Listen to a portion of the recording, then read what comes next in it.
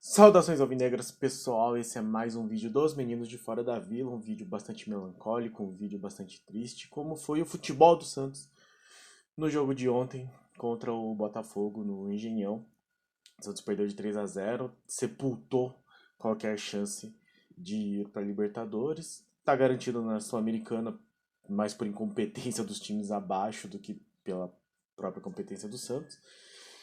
Vai acabar no máximo com a mesma pontuação do ano passado, com a diferença que no ano passado tinham times maiores, digamos assim, né? Tinha o Grêmio, tinha o Bahia, assim, times que dão mais trabalho pro Santos.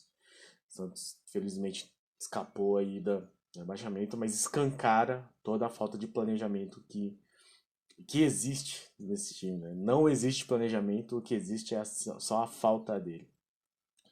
Então vamos falar deste Botafogo 3 Santos 0. Mas antes peço sempre, se inscreve no canal se você não for inscrito, deixa o like e compartilhe.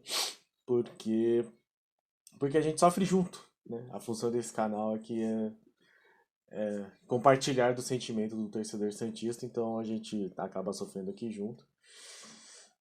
Então vamos falar aqui desse 3-0. Não vai ser um vídeo muito longo, acho que não tem muito o que falar mesmo. Santos que foi a campo com João Paulo, Michael Bauerman de dupla de zaga, Natan e Lucas Pires nas laterais, Camacho, Rodrigo Fernandes e Luan de titular. O Luan acabou indo de titular. Carabarral de titular também, porque o Lucas Braga não podia jogar e o Lucas Barbosa, não sei, o treinador não quis colocar. Marcos Leonardo e Ângelo. Falei muito no jogo contra o Avaí, que dava a impressão de que o Orlando Ribeiro estava testando os jogadores, né? Colocou o Juan Seco, colocou o próprio Luan, colocou vários jogadores que não estavam entrando costumeiramente e que estavam em fim de contrato. O próprio Matson, né, que foi titular. Continuo com a mesma impressão, olhando aqui Luan e Carabarral de titulares, não era o que estava esperado. E, por exemplo, o Lucas Barbosa não sendo titular, possivelmente porque já está garantido para o ano que vem. Se for, a única coisa que explica esse tipo de escalação e as substituições que foram feitas, algumas delas pelo menos. Porque senão é só o atestado de que o Orlando Ribeiro não conhece o elenco de maneira nenhuma. Enfim, foi um começo. Foi um jogo assim que o Santos apareceu muito pouco. O Santos toma o primeiro gol aos 10 minutos, mas antes disso o Botafogo já teve duas chances muito claras. O, o João Paulo trabalhando muito desde o começo da partida. E o Santos não pegou na bola até tomar o gol. Depois criou algumas chances. O Marcos Leonardo teve uma cabeçada que ele poderia ter empatado a partida. Teve o lance do pênalti. Pra mim, é que nos melhores momentos do GE que eu rememorei aqui, não mostrou. Eu não consegui assistir o jogo com tanta atenção, tava num outro evento ontem de noite. Mas, mas para mim foi pênalti. Eu acho que o jogador não teve intenção, mas é o tipo de pênalti que vinha sendo marcado. Por outro lado, o Santos teve alguns lances assim que também não foram marcados contra o Santos, da bola bater na. É que nesse caso especificamente estava meio.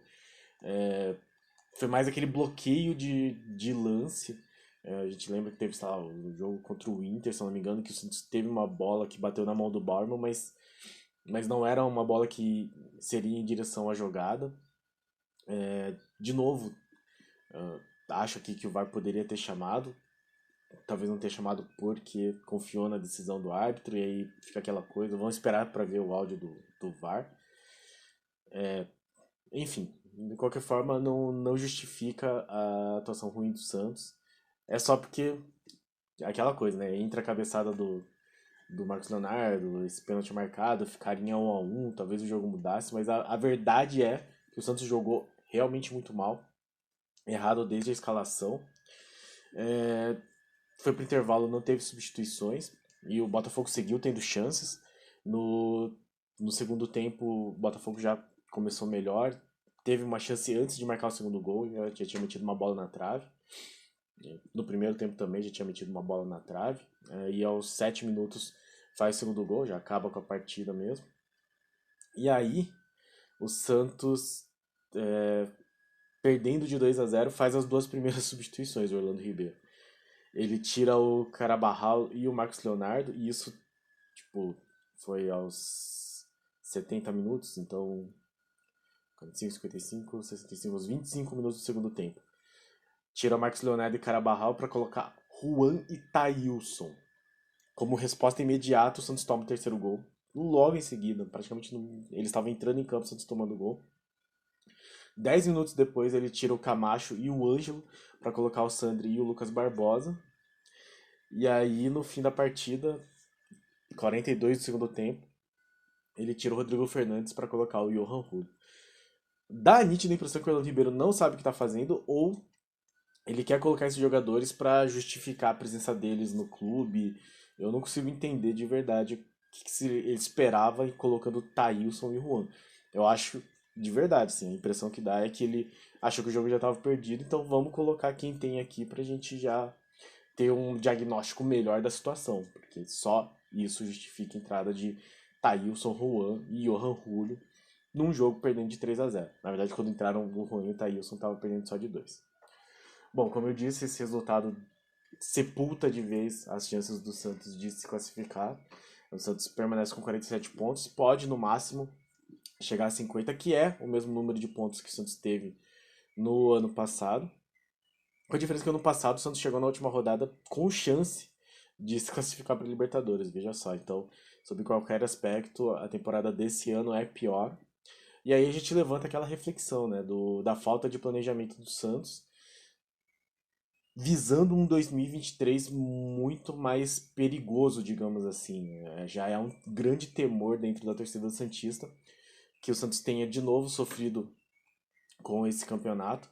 E no ano que vem vai ter Grêmio, Bahia, Cruzeiro e Vasco, sendo que são times que ou conseguiram se organizar melhor ou tem um investimento externo, então não vai ser um campeonato tão fácil como foi esse. Então a gente vai começar o campeonato de novo procurando 4 times para ficar abaixo e sobreviver. Lembrando também que ano que vem tem eleição de presidente do clube. Termina aí a gestão Rueda, que foi tenebrosa para o futebol. Espero de verdade assim que a parte financeira. Bom, que a parte financeira está mais organizada do que estava com o Pérez é claro, né? É muito visível, já que o Santos não teve transfer ban, por exemplo. Então quer dizer que no mínimo pagou as contas que tinha que pagar. Mas a gente nota que toda aquela é, energia boa, digamos assim, né, aquela boa propaganda que existia da gestão Rueda falando sobre negócios feitos ou dívidas pagas, né, solucionadas pelo menos, que tá aquelas 10, a lista de 10 dívidas solucionadas, a gente já não vê mais esse espírito no clube nem entre a torcida. Foi uma gestão que começou com muito otimismo, mas que vai entrar nesse último ano bastante pressionada. E, e normalmente, né, essa coisa de gestão que entra pressionada em ano de eleição, bom, é que eu acho que o Rueda não vai tentar a reeleição mesmo, então meio que tanto faz. Mas pode trazer algumas consequências. A gente vai discutir mais sobre isso até a hora da eleição, efetivamente. Só que normalmente, né, por exemplo, se fosse um presidente querendo a reeleição, a tendência seria gastar todo o dinheiro que tem ou fazer muito mais dívidas para conseguir um time melhor para ter uma reeleição, para conseguir uma reeleição. Caso o Rueda acho que não consegue, não acho que seria iludido nesse ponto. Só que só que vai, na minha opinião, vai influenciar o discurso dos, dos candidatos à eleição de presidente no final do ano. Porque no ano, na última eleição, o Santos vinha muito prejudicado administrativamente pela gestão Pérez e pela gestão do Odílio, pela gestão do Modesto Roma. E aí você teve candidaturas que pregavam essa saúde financeira, essa parte administrativa organizada. depois desse caos que foi a gestão Rueda na parte futebolística, me preocupa que esse discurso de responsabilidade fiscal, digamos assim, seja abandonado totalmente e aí nós voltemos às gestões que gastam mais dinheiro do que devem e acabam tendo pouco retorno dentro do futebol. Enfim, isso aí é assunto pro final do ano. O que nos resta agora é ver a última partida. O Santos termina aí a sua temporada no domingo. E aí nós aguardamos um planejamento mais robusto. Ou que seja um planejamento qualquer para o ano que vem, porque não existiu planejamento para o futebol em nenhum momento da gestão Rueda. Já circula a notícia de que o Barbieri, que tomou 6-0 do Fortaleza, né, já é um ex-treinador do Bragantino e que o Santos está negociando com ele. Eu, particularmente, não acho que seja a solução. Eu acho que é um treinador que deu certo no Bragantino tanto tempo mais pela organização e pelos recursos do Bragantino do que pelo comando dele efetivamente. Se vier, a gente torce, mas eu não consigo ver, assim, nada na história do Barbieri indica que ele vai dar certo neste Santos que futebolisticamente não tem nenhum tipo de planejamento. E nesse meio tempo, o Santos segue sem um executivo de futebol. Então aqui fica uma nota bastante melancólica, bastante triste, não só pela derrota contra o Botafogo, mas pela falta de planejamento, pela bagunça que o futebol do Santos se apresenta e pela falta de perspectiva para o ano que vem, que é o que mais preocupa. O Santos vem de. Esse ano até não brigou para não cair, assim, em nenhum momento teve realmente ameaçado do rebaixamento no, no Campeonato Brasileiro, mas vem de um Campeonato Brasileiro do ano passado e dois Campeonatos Paulistas em que lutou contra o rebaixamento. Então espero que. Eu só queria que o ano que vem fosse mais tranquilo. É que eu não tô vendo nenhum indício de que isso vai acontecer. Então é isso. Eu nem vou me dar o trabalho de fazer jogador a jogador. Eu acho que não teve ninguém que salvasse.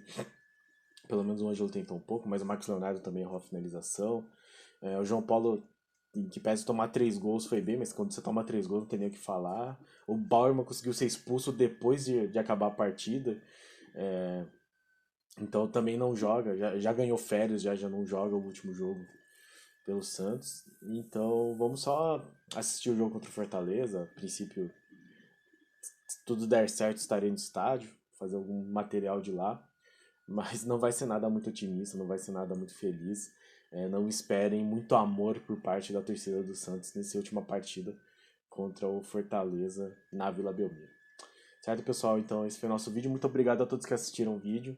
Muito obrigado a todos que acompanham nosso canal. Muito obrigado a todos os nossos inscritos. Muito obrigado a todos que acompanharam o Ninho de Fora da Vila em mais essa temporada frustrante do Santos.